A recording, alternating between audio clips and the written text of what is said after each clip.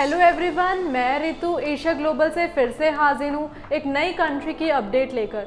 तो रिसेंटली हमें बहुत सारी ऐसी क्वेरीज आ रही हैं कि जो स्टूडेंट जिनका ऑस्ट्रेलिया का स्टडी वीज़ा, कनाडा का या यूके का स्टडी वीज़ा नहीं लग पाया, वो उनके पास क्या ऑप्शन है।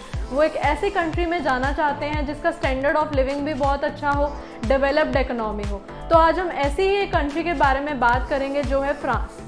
शुरू करने से पहले जो लोग ये वीडियो देख रहे हैं, आप हमें सब्सक्राइब कर लीजिए, साथ ही साथ बेल आइकन पे ज़रूर क्लिक कर दीजिए ताकि आने वाले टाइम पे आपको डिफरेंट कंट्रीज़ के अपडेट मिलते रहें, उनके एलिजिबिलिटी क्राइटेरिया के बारे में पता लगे और क्या क्या डॉक्यूमेंट्स और फंड्स रिक्वायरमेंट है आपको पता लग सके। तो आज हम बात करेंगे फ्रांस स्टडी वीज़ा के बारे में। सबसे पहले जो फ्रांस एक हमारी शेंगन कंट्री है, यूरोप के अंदर आता है, साथ ही साथ एक डेवलप्ड इकोनॉमी है, रिचेस्ट कंट्री में भी माना जाता है।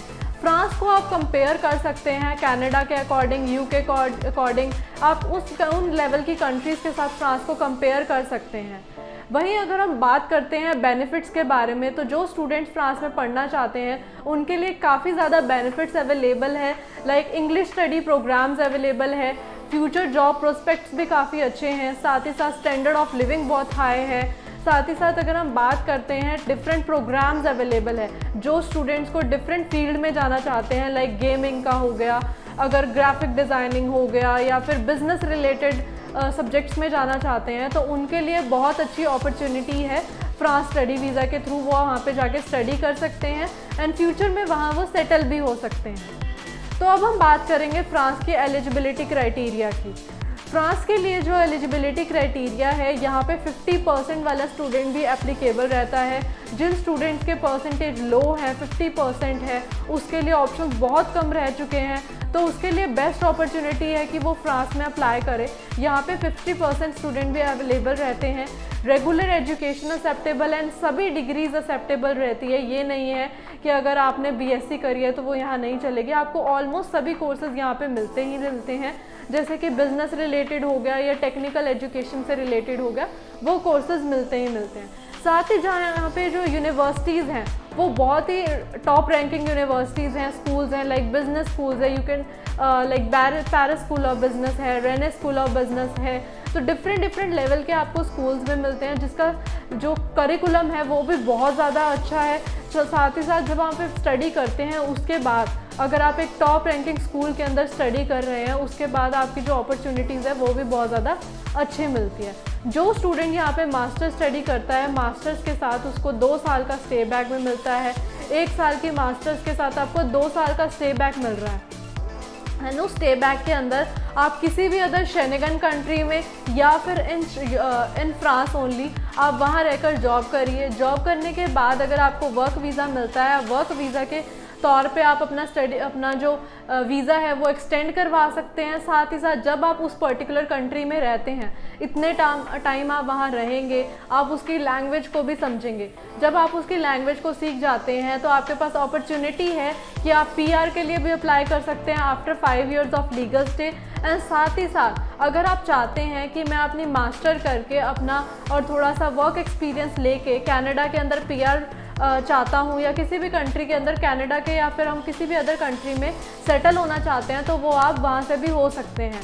आपके पास ये बहुत अच्छा मौका है कि अगर आप डायरेक्टली, आपका कनाडा का वीज़ा नहीं लगा या कनाडा की पीआर नहीं हुई, तो आप फ्रेंच लैंग्वेज सीख के, फ्रांस में स्टडी करके, उसकी लैंग्वेज सीख के आप कनाडा में पीआर भी अप्लाई कर सकते हैं। तो एक बहुत अच्छी अपॉर्चुनिटी आपको मिलती है। साथ ही साथ जो फंड्स की रिक्वायरमेंट है वो भी यहाँ पे बहुत कम है।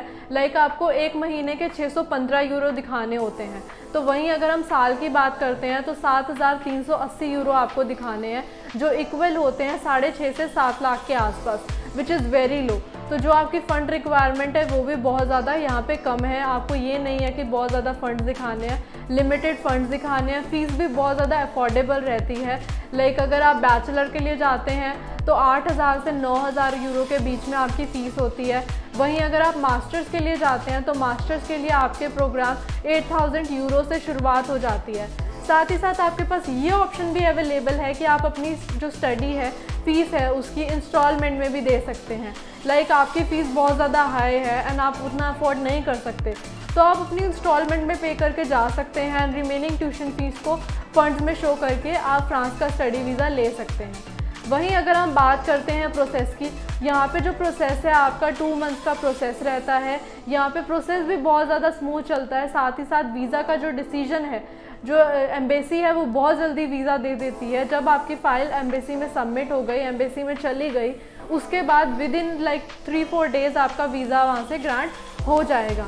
यहाँ पे कोई आपका एम्बेसी से इंटरव्यू नहीं आता है, यहाँ पे आपका university interview as well as campus France का इंटरव्यू रहता है, जिसके लिए एशिया ग्लोबल की टीम आपको प्रिपेयर करवाती है। अगर आप अपनी फ़ाइल एशिया ग्लोबल के थ्रू अप्लाई करते हैं तो हमारी प्रॉपर टीम है वो आपको गाइड करती है through out the process, interview के लिए आपको प्रिपरेशन करवाती है एंड जब हमें लगता है बच्चा रेडी है तब आपका इंटरव्यू होता है।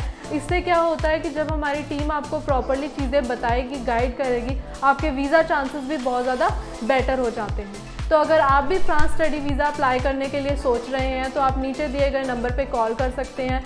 साथ ही साथ अगर आपको लगता है कि आप हमारे ऑफिस के नियर नहीं हैं तो आप ऑनलाइन भी प्रोसेसिंग करवा सकते हैं, हम ऑनलाइन भी डील करते हैं। Thank you.